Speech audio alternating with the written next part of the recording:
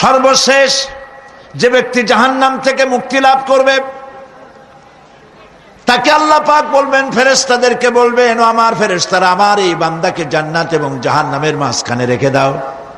জান্নাত এবং জাহান্নামের মাঝখানে লোকটি যখন থাকার জায়গা পাবে, সে জান্নাতের দিকে তাকায়া দেখবে আর কাঁদতে থাকবে।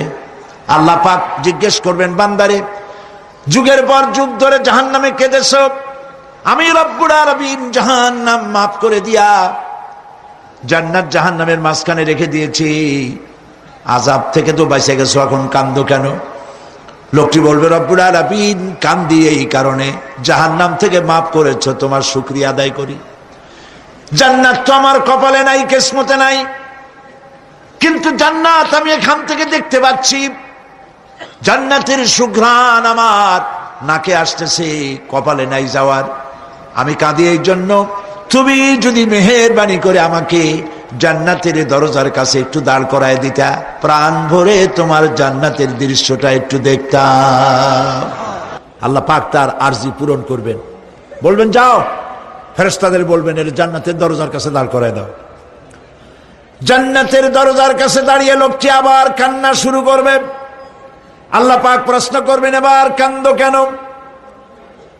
লোকটি বলবে, রব্বুল আলামিন কান্দি এই কারণে, জান্নাতের এই দরজায় দাঁড়ায়া জান্নাতের অফুরন্ত নেয়ামত কিছুই ভালো করে দেখা যায় না, শুধু অল্প জায়গা দেখি। যদি তুমি আমারে দয়া করে জান্নাতের মাঝখানে দাঁড় করায় দিতা, চতুর্দিকে তাকায়া তাকায়া দেখা কলিজারে ঠান্ডা বানাইতাম। তবে আমি ওয়াদা করি, জান্নাতের কোনো নাজ নেয়ামত, কোনো ফল আমি খাবো না, ধরবো না, সইব না। একটুখানি মেহেরবানি করে মাঝখানে দাঁড় করাইয়া দাও, জান্নারে ঠান্ডা করি। আল্লাহ রব্বুল আলামিন ফেরেশতাদের বলবেন, আমার এই বান্দারে জান্নাতের মাঝখানে দাঁড় করাইয়া দে। আল্লাহর নবী বলেন, জান্নাতের মাঝখানে দাঁড়িয়ে লোকটি আগের চাইতে আরো জোরে চিৎকার মেরে কাঁদতে থাকবে। আল্লাহ পাক বলবেন, বান্দারে কি হলো তোর? দরজার কাছে আসতে চাইছিলে, আইনা দিলাম। আবার এবার মাঝখানে আসতে চাইছো, তাও এনে দিয়েছি, আবার কান্দো কেন? লোকটি বলবে, রব্বুল আলামিন এবার কান্দি এই জন্যে, তুমি যখন দয়া করে একটিবার জান্নাতের মাঝখানে এনে আমাকে দাঁড় করায় দিয়েছো, তুমি রহমান রহিম গফুরুর রহিম, এই জান্নাত থেকে আবার আর বাইর করে দিও না। আল্লাহ রাব্বুল আলামিন বলবেন, ও আমার বান্দারে, আমার এই জান্নাত তোর খুব পছন্দ হয়েছে নাকি? লোকটি বলবে, রব্বুল আলামিন কলিজা ঠান্ডা হয়ে গেছে, ভাবতেও পারি না এই জান্নাত এত সুন্দর। আল্লাহ পাক বলবেন, বান্দারে এরকম একটি নয়, দুইটা নয়, তোর জন্য আমি 10টা জান্নাত এইরকম রিজার্ভ করে রাখছি। সুবহানাল্লাহ। আল্লাহ পাককে ভয় করে পৃথিবীর সমস্ত পাপ থেকে যারা নিজেকে রক্ষা করবে, আল্লাহ তাদের জন্য এই জান্নাত রেখে দিয়েছেন। সুবহানাল্লাহ। সেই জান্নাতের রিসিপশন আপনারা আন্দাজ করতে পারবেন না, রিসিপশন কারে কয়। কি এর প্রধানমন্ত্রী আর প্রেসিডেন্ট, 4-5টা পুলিশ আর আর্মি এসে একটা ফট করে সেলুট মারলো, বাস শেষ হয়ে গেল, এরকম না। জান্নাতীদেরকে রিসিপশন দেওয়া হবে। জান্নাতীরা যখন আল্লাহর হুকুমে জান্নাতের দিকে যেতে লাগবে, আর যখন জান্নাতের কাছে চলে যাবে, আল্লাহ রাব্বুল আলামিন শোনায় দিচ্ছেন, হাত্তা ইযা জাউহা ফুতিহাত আবওয়াবুহা ওয়া ক্বালা লাহুম খাযানাতুহা সালামুন আলাইকুম তিবতুম ফাদখুলুহা খালিদিন। সুবহানাল্লাহ। জান্নাতীরা যখন জান্নাতে প্রবেশ করার দরজার মুখোমুখি হবে, দ্বার রক্ষীগণ তখন বলবে, সালামুন আলাইকুম, আল্লাহর শান্তি তোমাদের উপরে বর্ষিত হোক। সুবহানাল্লাহ। দুনিয়ার টাটকা টাটকা সুখগুলি 2 পা দিয়ে ঠেলে দিয়েছ, টাটকা সুখগুলি গ্রহণ করো নাই, হারাম খাও নাই, আল্লাহর দ্বীন কায়েমের জন্য রক্ত দিয়েছো, জীবন দিয়েছো, কষ্ট করেছো, আল্লাহকে ভয় করেছো, আমাদের সালাম গ্রহণ করো, জান্নাতের মধ্যে ঢুকে যাও চিরকালের জন্য। সুবহানাল্লাহ। আর বাইর হওয়া লাগবে না, চিরকাল এই জান্নাতের মধ্যে তোমরা বসবাস করতে পারবে। আল্লাহ রাব্বুল আলামিনের ফেরেশতারা বলে দিবেন। জান্নাতের মধ্যে আল্লাহ পাক হুরদের সঙ্গে জান্নাতীদের বিয়ের ব্যবস্থা করে দিবেন। কোরআনে কারিমে আল্লাহ পাক বলেন, মুত্তাকিইনা আলা সুরুরিম মাসফুফাতিন ওয়া যাওয়াজনাহুম বিহুরিন ঈন। সামনাসামনি ভাবে সাজানো সারি সারি আসন সমূহের উপর তারা ঠেস লাগায় বসে থাকবে, আর আল্লাহ রাব্বুল আলামিন হুরদের সাথে জান্নাতীদের বিয়ের ব্যবস্থা করে দিবেন। যেসব হুরের সঙ্গে বিয়ে হবে তাদের আল্লাহ পাক বিবরণ দিচ্ছেন কি রকম হবে তারা। লাম ইয়াতমিসহুন্না ইনসুন ওয়ালা জান। এর পূর্বে জিন এবং ইনসান এদেরকে কেউ স্পর্শ করে নাই। কি রকম তারা? কাআন্নাহুন্নাল ইয়াকুতু ওয়াল মারজান। যেমন ঝিনুকের ভিতরে মণিমুক্তা থাকে, এইভাবে আল্লাহ পাক তাদেরকে পবিত্র করে রেখে দিয়েছেন। আমার প্রিয় ভাইরা, আল্লাহ রাব্বুল আলামিন কোরআনে কারীমের ভিতরে বলেছেন, ফাবিআইয়ি আলা'i রাব্বিকুমা তুকাযযিবান। জান্নাত দান করে আল্লাহ পাক এবার জান্নাতীদেরকে সম্বোধন করে বলবেন, ইয়া ইবাদি লা খাউফুন আলাইকুমুল ইয়াওমা ওয়ালা আনতুম তাহজানুন। হে আমার বান্দারা, লা খাউফুন আলাইকুমুল ইয়াওম, আজ আর কোনো ভয় নাই। সুবহানাল্লাহ, সুবহানাল্লাহ। আজ আর কোনো ভয় নাই, কোনো চিন্তাও নাই, আরামে এই জান্নাতের মধ্যে বসবাস করো।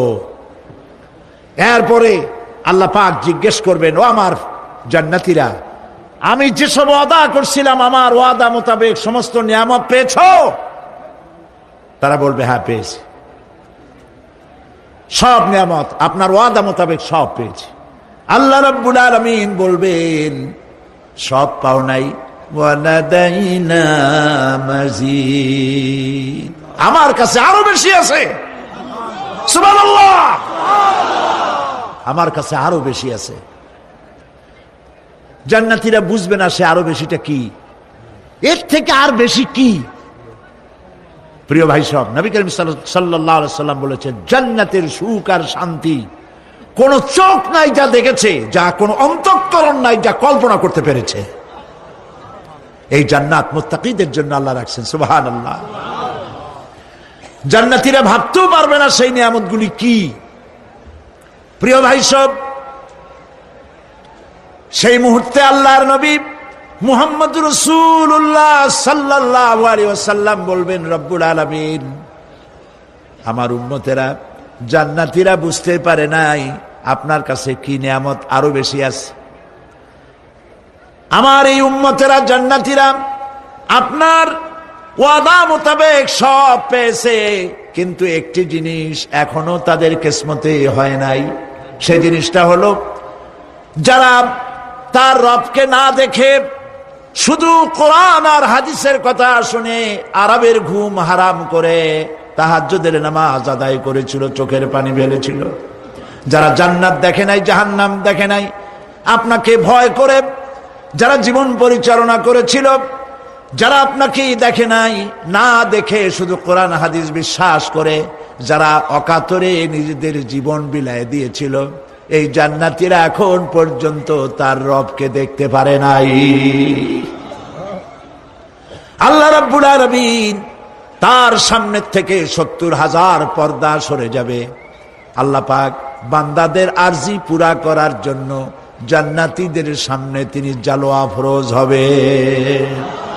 কোরআন শরীফের ভিতরে আল্লাহ পাক বলেন, জান্নাতীরা তারা আল্লাহর দিকে, জান্নাতীরা তার রবের দিকে তাকিয়ে থাকবে, আর রব তার বান্দাদের দিকে তাকায়া থাকবে। প্রাণ ভরে জান্নাতীরা রবকে দেখবে। সুবহানাল্লাহ। আল্লাহ পাককে দেখবে। প্রাণ খুলে আজ দোয়া করি রব্বুল আলামিন, জান্নাতের যেই পরিবেশে যেই জায়গায় তুমি দয়া করে তোমার গোলামদেরকে তুমি নিজেই দর্শন দিবে, দেখা দিবে। মনিব গো, ও আমাদের রব, আজ এই বিশাল জনসমুদ্র নিয়ে তোমার দরবারে আবেগ ভরা কণ্ঠে বলি, যেই অনুষ্ঠানটি তুমি এমন মুবারক অনুষ্ঠান করবে যেখানে তুমি জান্নাতীদেরকে দেখা দিবে, ওই জান্নাতের কোনো একটি, ওই অনুষ্ঠানের কোনো একটি কোনায় কানায় আমাদেরকেও দাঁড় করাইয়া দেখার তো।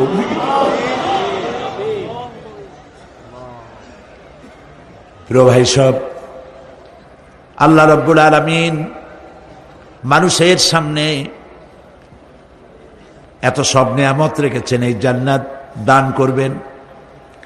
এরপরে আল্লাহ রাব্বুল আলামিন কোরআনে কারীমের মধ্যে বলেছেন, রব্বিস সামাওয়াতি ওয়াল আরদি ওয়া মা বাইনাহুমার রাহমানি লা ইয়ামলিকুনা মিনহু খিতাবা। এসব পুরস্কার রয়েছে তোমাদের সেই রবের পক্ষ থেকে যিনি আকাশ আর জমিনের মালিক। সুবহানাল্লাহ বলবেন না? যার সামনে কথা বলার ক্ষমতা কারো হবে না। এটি একটি মারাত্মক কথা। কিয়ামতের দিন আল্লাহর দরবারে কেউ কথা বলতে পারবে না আল্লাহর নির্দেশ ছাড়া। একটি আকীদা পরিষ্কার করে নিয়ে যান আপনাদের, সে আকীদাটা এভাবে পরিষ্কার করুন, কোন পীর সাহেব, কোন খাজা বাবা, কোন মাওলানা, কোন মুহাদ্দিস, কোন বুজুর্গ আপনাকে সুপারিশ করতে পারবে না যদি না আল্লাহ পাক তাকে কথা বলার তৌফিক না দেন। মনে থাকবে এটা? আয়াতুল কুরসির ভিতরে আমরা পড়ি, মান যাল্লাযী ইয়াশফাউ ইনদাহু ইল্লা বিইযনিহি। আল্লাহ পাক বলেছেন কিয়ামতের দিন আল্লাহর দরবারে কার সাহস আছে কথা বলতে পারে? মান যাল্লাযী ইয়াশফাউ ইনদাহু ইল্লা বিইযনিহি। আল্লাহর অর্ডার ছাড়া, হুকুম ছাড়া আল্লাহর সামনে কথা বলার সেদিন কেউ থাকবে না। সুবহানাল্লাহ। কেউ কথা বলতে পারবে না। সুপারিশ করতে হবে আল্লাহ যারে বলেন তুমি করো, অমুকের জন্য করো, সেই ব্যক্তি শুধু তার জন্যই করতে পারবে, আর কেউ কথা বলতে পারবে না। সেই কঠিন হাসরের ময়দান, যেদিন শুধুমাত্র আল্লাহ পাক কথা বলবেন, আর যারে বলতে বলবেন সেই কেবলমাত্র বলতে পারবে। সুপারিশ এটি আল্লাহ পাক কিয়ামতে পারমিশন দিলে বলা যাবে। হযরত ইব্রাহিম আলাইহিস সালাম কিয়ামতের দিন তার নিজের পিতা সম্পর্কে সুপারিশ করবেন, রব্বুল আলামিন আমার আব্বার জন্য সুপারিশ করতেছি, মেহেরবানি করে জাহান্নাম থেকে তারে আপনি রক্ষা করুন।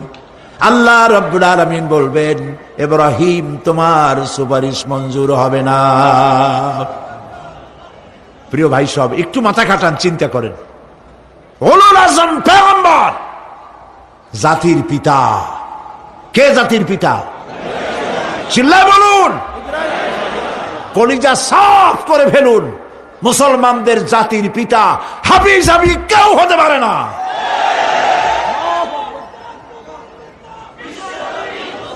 মিল্লাতা আবিকুম ইব্রাহিম। ইব্রাহিম আলাইহিস সালাম এই মিল্লাতের পিতা। সুবহানাল্লাহ। হযরত ইব্রাহিম আলাইহিস সালাম কিয়ামতের দিন বলবেন, আল্লাহ আমার আব্বার জন্য সুপারিশ করছি। আল্লাহ পাক বলবেন মঞ্জুর হবে না। আজর তোমার পিতা হতে পারে, কিন্তু আমার খলিলকে আগুনে ফেলার জন্য নমরুদকে সে সহযোগিতা করেছে, আমি তোমার পিতাকে ক্ষমা করব না। নবী করিম সাল্লাল্লাহু আলাইহি সাল্লামকে সাহাবায়ে কেরাম জিজ্ঞেস করেছেন, হে রাসূল আপনার আব্বা এবং আম্মার অবস্থা কি হবে? নবী করিম সাল্লাল্লাহু আলাইহি সাল্লাম কেঁদে ফেলেছেন, সব বলেছেন আমি তাদের কোনো উপকারে আসব না। আল্লাহু আকবার। আপনি মনে করছেন নাকি যে ইয়া নবী সালাম আলাইকা বলেই অমনি নবী সুপারিশ পাবেন? এত সহজ। কতগুলা রসগোল্লা খাইলেন আর বড় একটা মিছিল করলেন আর অমনি চলে যাবেন? পৃথিবীর সব মানুষ, সাহাবায়ে কেরাম বাদ দেন, পৃথিবীর সমস্ত মানুষ একত্রিত হয়ে আবু তালেব রাসূলুল্লাহকে যে ভালোবেসেছেন, ওর 1000 ভাগের 1 ভাগও সারা দুনিয়ার মানুষ রাসূলুল্লাহকে ভালোবাসতে পারবে? পারবে? নিজের ছেলে আলীকে, আলী রাদিয়াল্লাহু তাআলা আনহুকে আলাদায় বিছানায় শোয়াইয়া, ছোট্ট মানুষ হযরত আলী আলাদা জায়গায় রাখিয়া মুহাম্মদুর রাসূলুল্লাহ সাল্লাল্লাহু আলাইহি ওয়াসাল্লাম এতিম মানুষ, তারে কলিজার সাথে বুকের মধ্যে আশ্রয় করে দিয়ে আগলে রেখেছেন বুক ভরে। সেই আবু তালেব মৃত্যুর সময় নবী করিম সাল্লাল্লাহু আলাইহি ওয়াসাল্লাম বলেছিলেন, চাচা একটি বার আমার কানে তাওহীদের কালেমা শুনায় দেন। আবু তালেব, তার কিসমতে ছিল না কালেমা। মরে যাওয়ার পর একজন সাহাবী বলেছিলেন, ইয়া রাসূলুল্লাহ, মৃত্যুর সময় আবু তালেবের মুখ আমি নড়তে দেখেছি, তিনি কালেমা পড়েছেন সম্ভবত। রাসূলুল্লাহ সাহেব বলেছেন, আমি শুনি নাই। এত ভালোবাসার পরেও হাদিস শরীফে এসেছে আবু তালেব জাহান্নামে যাবে। কোথায় যাবে? জাহান্নামে। সবচাইতে কম আযাব হবে কার? আবু তালেবের। কম আযাবটা কি? হাদিস শরীফে এসেছে কম আযাব হলো জাহান্নামের আগুন দিয়ে 1 জোড়া জুতা তৈরি করে আবু তালেবের পায়ে পরিয়ে দেওয়া হবে। সেই জাহান্নামের আগুনের তৈরি করা জুতার তাপে আবু তালেবের মাথার ঘিলুগুলো টকবক করে বউ পড়তে লাগবে। এত ভালোবেসে যদি কিয়ামতে উপায় না হয়, আপনি ইয়া নবী সালাম আলাইকা, ইয়া রাসূল সালাম আলাইকা, আর কতগুলো জিলাপি খাইলেন, বড় একটা মিছিল করলেন। প্রিয় ভাই সব, এইসব বেদাত ছাড়ুন, এগুলি সুস্পষ্ট বিদআত। রাসূলুল্লাহকে ভালোবাসবেন, সাহাবীরা যেভাবে ভালোবেসেছেন ওইভাবে ভালোবাসবেন।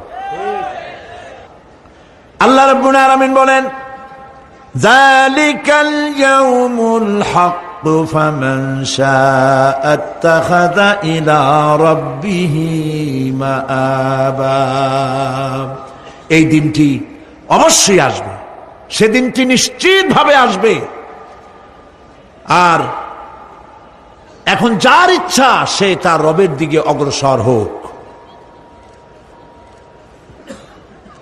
ইন্না আনজারনাকুম আযাবান করিবান ইয়াওমা ইয়ানজুরুল মার'উ মা কদ্দামাত ইয়াদাহু ওয়া ইয়াকুলুল কাফিরু ইয়া লাইতানি কুনতু তুরাবা। ইন্না আনজারনাকুম আযাবান করিবা, খুব নিকটবর্তী একটি আযাব সম্পর্কে আমি তোমাদেরকে সতর্ক করে দিলাম। কে বলতেছেন? আল্লাহ পাক। লক্ষ্য করুন আল্লাহ কি বলছেন, খুব নিকটবর্তী একটি কঠিন শাস্তি, আযাব অর্থাৎ কিয়ামত, এ সম্পর্কে আমি তোমাদেরকে সতর্ক করে দিলাম। ইয়াউমা ইয়ানজুরুল মার'উ মা কদ্দামাত ইয়াদাহু, সেদিন প্রত্যেকটি লোক যা সে পাঠিয়ে দিয়েছিল এখানে, অর্থাৎ যা করেছিল সেগুলি সে দেখতে পাবে।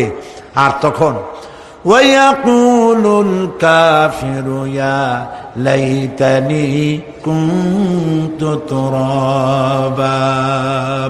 সেই কিয়ামতের ময়দানে অবস্থা দেখে কাফেররা বলবে, আহারে মানুষ না হইয়া যদি মাটি হইয়া যেতাম, যদি মাটি হতাম, যদি মানুষ না হয়ে না জন্মাতাম, আজ এই হাসরের ময়দানে এইখানে এই বিচারের মুখোমুখি হতাম না, মাটি হইলে বরং অনেক ভালো হতো।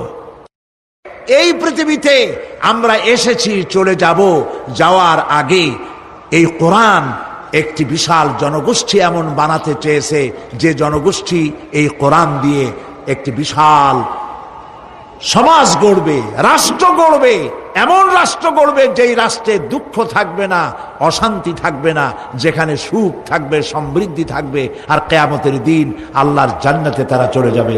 তেমন একটি সমাজকে আমরা চাই। সবাই বলেন, সেরকম একটি সমাজকে আমরা চাই।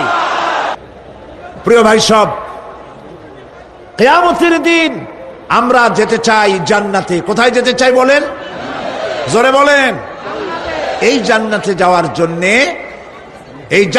যাওয়ার জন্য দুইটা কাজ করতে হবে। কয়টা কাজ?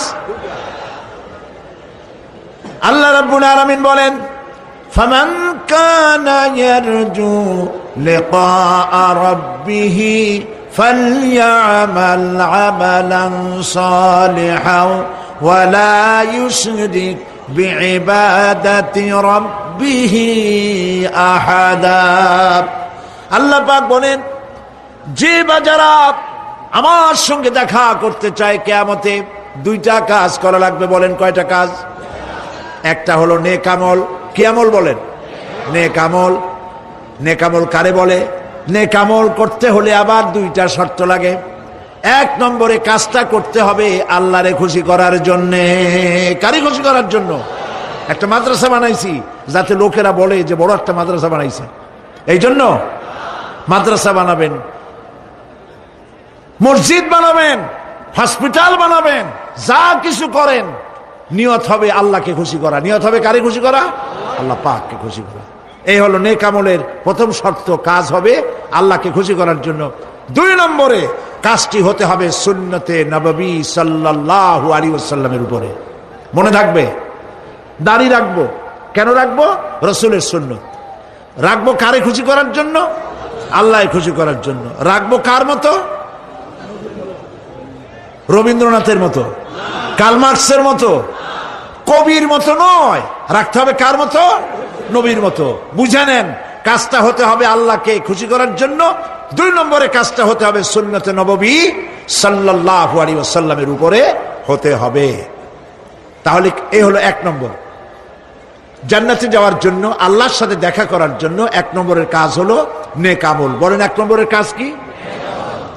দুই নম্বরের কাজ ওয়ালা ইউশরিক বিইবাদাতি রাব্বিহি আহাদা।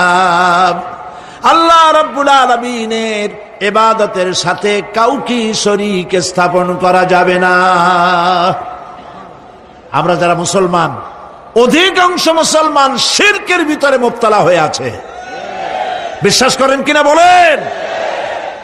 কাফেরেরা তো মুশরিক আছেই, ওরা তো মুশরিক আছেই, কিন্তু আমরা মুসলমানেরা আমাদের আমলের মধ্যে আমাদের অজান্তে সবের নিয়তে অনেক শিরক আমরা করে বসি।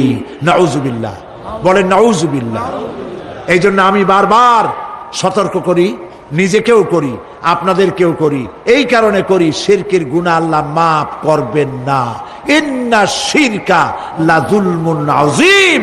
শিরক মস্ত বড় অপরাধ, জল, আল্লাহ মাফ করবেন না। আল্লাহর কাছে কান্দে কান্দে মাফ চাওয়া লাগবে যে আল্লাহ শিরক থেকে আমাকে রক্ষা করো, বাঁচাও। অনেক গোপন শিরক আছে। মাজারে যান, পীর সাহেবের কাছে যান, মনে যদি নিয়ত থাকে উনি ফু দিলে আমি ভালো হবই, উনি তাবিজ দিলে আমার বাচ্চা হবেই, উনি আমারে দয়া করলেই আমার ব্যবসায় উন্নতি হবেই, এইটার নাম শিরক। এটার নাম কি? ওয়াইজা সাআলতা ফাসআলিল্লাহ ওয়াইজা ইসতাআনতা ফাসতাইন বিল্লাহ। যা বলার আল্লাহরে বলো, আর যা চাওয়ার কার কাছে চাও? চিল্লায় বলেন। কলিজাটাকে পরিষ্কার করে যান আজকের মাহফিলে। এই কলিজায় কারো প্রতি কোনো ভয় রাখবো না আল্লাহ ছাড়া। ভয় করবো কারে বলেন? মহব্বত আল্লাহ ছাড়া, এত বেশি মহব্বত আর কাউকে করব না। আল্লাহ তাআলা আমাদের কলিজায় তোমার ভয় এবং মহব্বত দিয়ে ভরে দাও। রাসূলের মহব্বত দিয়ে আমাদের দিলকে ভরে দাও। বিশ্বাস করুন ভাই সাহেব, কোরআন শরীফ আমার সামনে, বিশ্বাস করুন, দেশি পীর বিদেশি পীর, খাজা বাবা দেশি এবং বিদেশি, কেউ আপনার ভাগ্য বদলাই দিতে পারবে না। এই পিছনে দৌড়ায় দৌড়ায় কোনো লাভ নয়। এতক্ষণ মসজিদের ভেতরে বসে আল্লাহর কাছে কাঁদেন। ওয়াকালা রাব্বুকুম উদউনি আস্তাজিব লাকুম। তোমার রব বলেছে আমারে ডাকো, আমি ডাকের সাড়া দিয়ে দেব। সুবহানাল্লাহ। আর আল্লাহ বলেছেন আমার ইবাদতের সাথে কাউকে শরীক করবে না। খবরদার। আলাইসাল্লাহু বিকাফিন আবদা। আল্লাহ প্রশ্ন করছেন, আলাইসাল্লাহু বিকাফিন আবদা, আমি কি আমার বান্দার জন্য যথেষ্ট নই? চিল্লায় বলুন অবশ্যই যথেষ্ট। আবার বলেন অবশ্যই যথেষ্ট। কলিজা সাফ করে ফেলেন। সম্রাট শাহজাহান, দিল্লির সম্রাট, হাবিজাবি সম্রাট না, দিল্লির সম্রাট। এখন কোথায়? কবরের মধ্যে। কবি বলতেছেন, শাহনে জাহাं को जिन्हें फक्र से देते थे बाज, शाहने जहां को जिन्हें फक्र से देते थे बाज, वाज कब्र में है सूरह अलहम्दु की मोहताज। সারা ভারতবর্ষ যারা ট্যাক্স দিয়ে নিজেকে সৌভাগ্যবান বলে মনে করত, সে আজ কবরের মধ্যে ভিক্ষুকের মতো সূরা আলহামদুর মতো একটি সূরার মুহতাজ হয়ে ভিক্ষুকের মতো শুয়ে আছে। সম্রাট শাহজাহান মসজিদে বসে আছে, এক ফকির ঘুরতেছে। লোকেরা কয়, ছোটবেলা থেকেই তোমারে খয়রাত করতে দেখলাম, ভিক্ষা কি জীবনেও যাবে না তোমার? লোকটি বলছে, আমি ভিক্ষা করবো ছাড়া আমার উপায়টা কি? এই লোকটি, আমি ভিক্ষা করা ছাড়া করবো কি? লোকেরা তো আমার 60 টাকা, 50 টাকা, 100 টাকা দেয় না, 4 আনা 5 আনা 1 টাকা এই আমার দেয়, এ দিয়ে আমি বড় লোক হবো কেমন? লোকটি বলছে, আচ্ছা দেখো, তুমি তো জায়গা মতো যাইতে পারো নাই, বাদশার কাছে যাও, এমন দেওয়া দেবে জীবনে আর খয়রাত করা লাগবে না। তো বাদশার কাছে কি খয়রাতি যাইতে পারে কোনোদিন? কয় হ্যাঁ, এখন পারবা। কেমনে? কয়, সম্রাট শাহজাহান এখন একা একা মসজিদে আছেন। তখনকার এসব বাদশারা অনেকে নামাজি ছিলেন, দিনদার ছিলেন। ফকির দরজার কাছে দাঁড়াইয়া দেখতে পাচ্ছে কেউ নাই, দেহরক্ষীরা দূরে দূরে দাঁড়ানো। বাদশাহ মসজিদের ভেতরে বসে হাত তুলে ঝুলতেছে আর কাঁদতেছে, চোখের পানি দিয়া দাঁড়িয়ে ভিজে ভিজে পড়ছে। এই দৃশ্য অনেকক্ষণ দেখলো ফকির। কিছুক্ষণ পর সম্রাট শাহজাহান মসজিদ থেকে বেরিয়ে আসছে। ফকির বলছে, আসসালামু আলাইকুম হুজুর। তিনি বললেন, ওয়ালাইকুম আসসালাম। চলে গেল। বাদশা বলল, আমার কাছে তো কেউ আইসা কিছু না চাইয়া তো যায় না, এরে দেখলাম খয়রাতির মতো কিছু চাইলো না, বেটা ভয় করলো নাকি? আমি এদিকে আসো। আসছে। ভয় পাইছো? কয় না, ভয় পাইনি। তো কিছু যে চাইলে না? ফকির বলছে, জাহাপানা, সত্যিই কিছু চাইতে আসছিলাম, তারপর চাইলে না কেন? ফকির বলছে, জাহাপানা, সারা জীবন ভিক্ষা করেছি, আর আজ দিল্লির সম্রাটের কাছে বেশি পাওয়ার লোভে এসেছিলাম, কিন্তু আপনার দশা দেখা আমার জ্ঞানের চোখ খুলে গেছে। আমি লক্ষ্য করে দেখলাম, আমি সম্রাটের কাছে চাইতে এসেছি, হাত তুলি নাই, বিনয় প্রকাশ করি নাই, চোখের পানি ফেলি নাই, কিন্তু লক্ষ্য করে দেখলাম দিল্লির সম্রাট আমার চাইতেও বড় ভিক্ষুকের মতো। আবার কোন সম্রাটের কাছে হাত তুলে কান্দে? আমার জ্ঞানের চোখ খুলে গিয়েছে, আমি বুঝতে পেরেছি সম্রাট কান্দে যেই সম্রাটের কাছে, তারে ছাড়া আর কারো কাছে জীবনে চাইব না। এই কথাই সূরা ফাতিহায় প্রত্যেক দিন পড়ি, বুঝি না কি পড়ি। ইয়াকা না'বুদু ওয়া ইয়াকা নাস্তাঈন। আয় আল্লাহ, একমাত্র তোমার গোলামি করি আর তোমার কাছে সাহায্য চাই, তুমি ছাড়া কারো কাছে সাহায্য চাই না। কলিজা সাফ করুন। কোন মরা পীর, কোন জিন্দা পীর আপনার মনের আশা পুরা করতে পারবে না, পারবে না, পারবে না।